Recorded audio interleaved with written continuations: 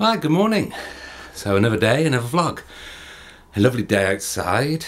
We've got 1, 2, 3, 4 days until we go away for 6 days. I have been a long time since I've so looked forward to going away.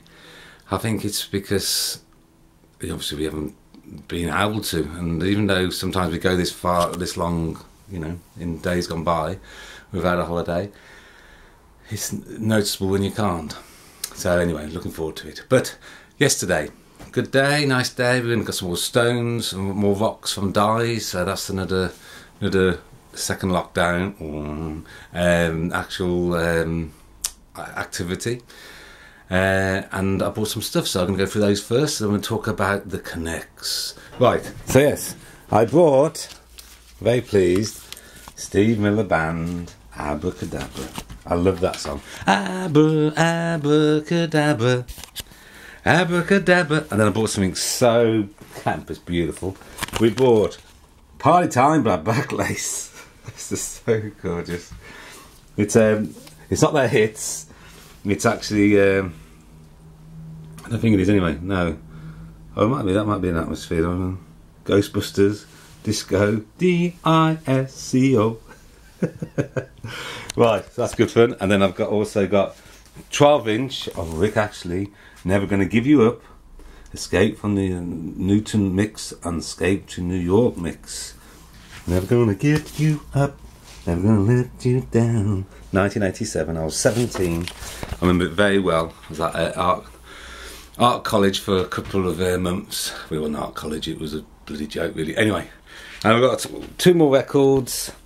Some of them are just chart hits, I don't have a clue, but the say Susie Quattro, Wizard. Some of these I don't know. Jack Keki, Elvis Stardust. He always made me feel creepy. Don't know why, when he was one that weren't. He was a nice man.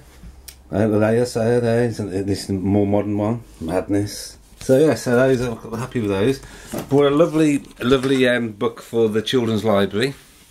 I don't know if I mentioned it here, but I'm actually collecting a whole children's library. Of course I have, because I've talked about Harry Potter and the pop-up books, I'm sure I have.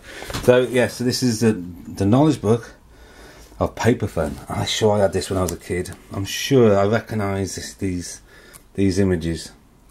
It's not 77 I think it was. If I saw the thing, 75. This was 76 first, published in here, but 76.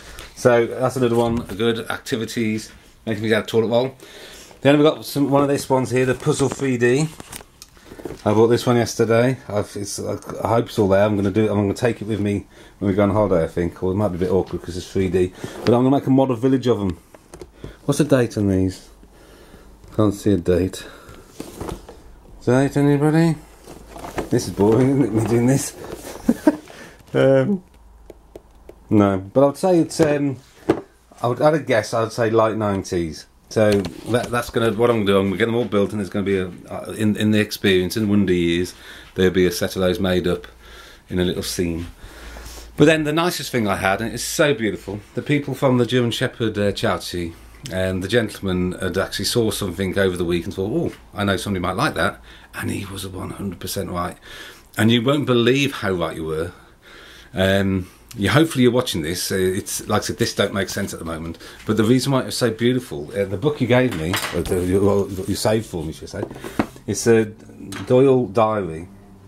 It's actually the diary, like a sketchbook, if you like, of Conan Doyle's dad, and he was a bit of a nutter by all accounts. And it's all his sketches and ideas and fairies, because he did believe in fairies. That's obviously where Conan Doyle got his thing about fairies from. And it's all these little sketches and things. And I think he did spend time in I haven't read this through yet, but by a quick glance, he did actually spend time in a mental institute. What is interesting. So, absolutely gorgeous book to have. But I quite like it because in a way, these vlogs are my diary, and maybe, I hope I don't have the same fate that he had. But I have got a goal, I've got a building to put it in, and it will all make sense in years to come. This is why this vlog is only for a handful of people who find it, or, well, I've told 2 people yesterday. And just because, mainly because I want them to, I do feel a little bit uncomfortable. And Tina said I'm completely wrong, but I do hate going to charity shops, so I go in there a lot because I love it, but I'm always worried that they think I'm dealing, you know, I'm buying and selling. Well, I'm not, I'm buying and keeping. And it's all the stuff I get is all all buying presents for Christmas for my children. Like it was a toss-up because I know Ben would really like that. Got that math in it.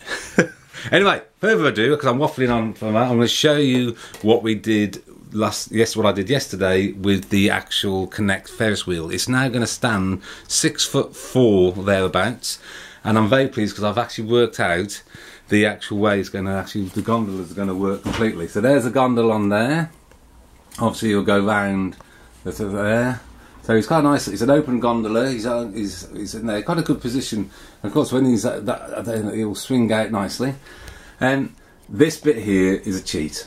I did actually go onto eBay and look at the image of a Ferris wheel. It's a 6-foot Ferris wheel that Connect makes, and I did look at that bit of design there. It's for this bit here that's vitally important. I could not work out. I didn't have a clue how to use the flywheel. And the wheel that will be at the bottom that actually turns the Ferris wheel. And in the end, I realised that if any kind of bump or anything, it wouldn't work. And if you use this bit here, it just wouldn't work because the bump there and this ridge is here. So I did look and see how they did it, and I've actually copied that. So that bit there now is rigid, and that's where the tyre, this will be at the bottom, but the tyre will run along there, and it will actually make it move, hopefully. I ordered a metal rod because I decided I don't know how they did it. I haven't seen if they got a metal rod or not, but I'm putting a metal rod through this bit here because there's no way that it turning 8 hours a day that would last. I can imagine that the actual even though I'm going to put lots of these white ones. So then there's not going to be pressure on one too much, but I think even those are going to actually wear down and have to be replaced every year probably. So yes, anyway, a big waffle today, but quite a lot to say. Today I'm actually tidying the back storeroom in Emma's shop, so then she wants to use it more of the craft room. So I'm working on that today. So, and when I get to here tonight, oh, that's another thing I've got to say as well. These gondolas. These ones here, then that's another thing I did yesterday. I've made all 24 of them. So all 24 now made, ready to go. That took about 4 hours. So this build, in the end, I'd say is about...